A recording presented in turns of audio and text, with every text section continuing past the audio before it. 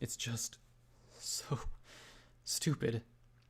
I sobbed as the spent shotgun clattered beside me. I swayed back and forth. I'd gotten shot by more than a few ponies in the little shooting spree. I can't make them stop, I sobbed. Then he reached out to hold me steady as Glory's beam gun blasted bursts at the fighters around us, while Acuna touched her horn to my wounds. Now that I was aware of it, I realized just how much I hurt. Please, tell me how to make them stop killing each other. He held me without flinching or revulsion as I pressed my cheek to his neck and closed my eye. He smelled nice too, even if he was a grouch. You can't stop them, he said, sharing the horrible truth I knew all too well. No matter how much you try and get them to stop fighting, you can't make them stop. I'm sorry, I whispered into his ear. I thought I was strong enough, but now I knew better. Now I had a clue of just what war really was. A fight so massive and all-engulfing that no pony, not security, not marauders, not ministry mayors, not even princesses, could stop it. I'd faced monsters and threats I'd never imagined a month ago. But finally I'd encountered a monster so vast that no amount of bullets would kill it. That monster was war, and I couldn't slay it. Suddenly I had a great deal more sympathy for those mares not long ago, and remembered two princesses meeting in a tent. We invented it. And it had been birthed here, in this horrible city. It's not that you're not strong enough to stop it. The amazing thing is that you care enough to bother, he said softly before he pulled away. But we can't stop this fight now. We need to find Scotch and get out of here. Can you find her pip-buck tag? Because that was something I could do. Something that I could accomplish. I sniffed and nodded. Yeah. If you have any duct tape left, can you tape up my braces? Damn things broke. Damn things had busted from Steel Rain's 2 near misses. I'd have been blackjack foam if he'd actually hit me. I loaded the tag for Scotch's pip-buck.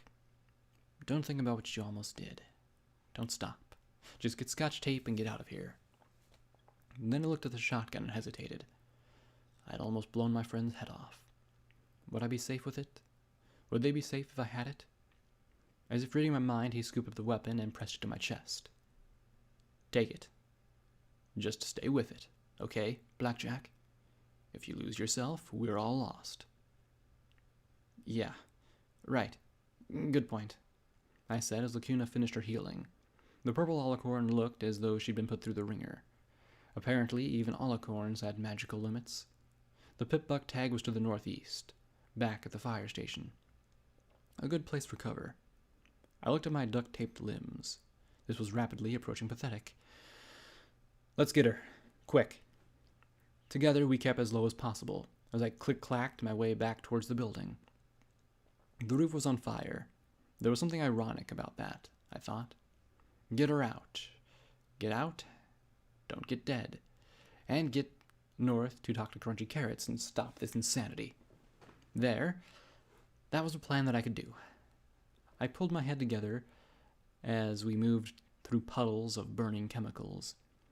I wondered if there was some mysterious force resupplying the burners with flamer fuel and the fillies with gem cartridges and magical energy weapons. Arming. Just waiting for a spark. And then a shape lunged out of the clogging, swirling smoke.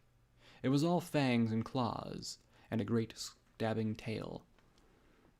I looked at the swooping manticore and felt something shrivel inside of me. You've got to be kidding me. Glory knocked me on my side as the beast swooped low over us. The monsters were drooping out of the sky, ripping into gangers and rangers alike. Any semblance of an organized fight was transforming into a chaotic melee. I loaded the drum with flak and, lying on my side, pumped 4 blasts into the monster's flank. It roared, stabbing wildly with its tail as it brought its face around to bite. A 5th blast liquefied its features. I stared at its great gouged-out eye sockets as its mouth spread wide. A sixth blast tore down his throat and finally collapsed. I swapped into slugs after that, forcing myself to my hooves. You can move faster than any of us, I told P-21.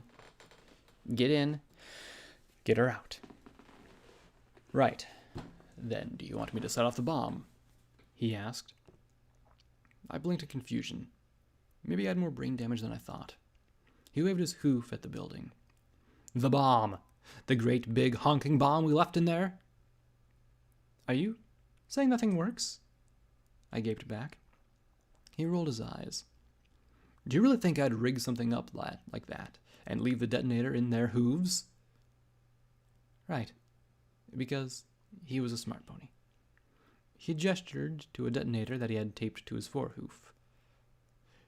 When you talked about me handling the trigger, I thought you knew. Right. Of course I did. You get her and we get out of here. Because this was getting ridiculous. Who the heck was I supposed to shoot now? He nodded and disappeared into the smoke as Glory, Lacuna, and I moved back to back. She levitated a grenade machine gun. Are you going to be all right? I asked her. She smiled thinly, wanly. It is hardly my weapon of choice, but I will make do. I've succeeded in giving all the Unity a splitting headache due to that infernal contraption. The goddess decrees that, when all the wasteland has been converted to the Alacorn race, the first mega spell we perform will be to push the entire city of Hoofington into the sea. Right. I might just join in on that one, if you don't mind, I said as I looked at Glory. How do you like your new gun? I asked as I swapped to Vigilance and the sword. I needed headshots, and the riot gun wasn't exactly built for pinpoint accuracy. It's very flashy. It's also going through gem power drums like crazy, Glory said as she looked around for incoming fire. I'll be fine. Good. And that was all I had time to say as the next wave of manticores struck. The Leonin monsters drove towards our group, and I could barely duck inside of my tottery legs. As deadly as their fangs were, they seemed to want to grab a pony like a mouse, so I kept my eyes open for their claws. In the column of sats, I used my accurate pistol to blow out their foreheads and turn them into tumbling missiles as they passed. Of course, as insane as fighting manticores was, we were still open targets for any pony else who wanted a piece of us. Then a Steel Ranger darted out from the storefront and pointed her missile launcher at us. I brought out Taurus's rifle, but as fast as it was, I didn't think I'd get it up before she shot a missile off.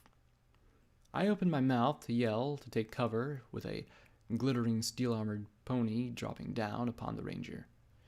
She wrapped her hooves around in a hug and that bent steel and crowed, "Pony in a can! Good thing I have a can opener!" She grabbed the familiar chainsaw knife in her mouth and bit on the grip. The blade whirled as she jammed it into the neck of the Ranger. The power-armored pony struggled, but the Reaper just crushed down even more as the blade chewed up the side of the armor. Suddenly, red began to splurt out through the jagged tear in the metal as the pony within the metal shell screamed and then fell silent. Then, Rampage tossed the Ranger aside. Her armor showed hundreds of dents from minigun rounds, and her hoof claws were blackened by fire. Blood smeared her helmet's blade and the jagged spine of her armor. "Hey, Blackjack!" She grinned widely as she trotted towards us. "This is wild, huh?" A manicore slept in, and she leapt up to meet it, using her weight to flip it over in midair. The manticore crashed to earth before us, and she finished the flip and rammed her armor's hoof-long spikes through its sternum. "Don't think I've ever had this much fun." I just grinned like an idiot as I trot towards her while she was pulling herself off the carcass. "Rampage, Then she was on top of me, smashing me down and pressing her hoof claws to my throat. "Big Daddy told me to kill you on sight, so you have one more chance to say something. Say it," she said rather matter-of-factly.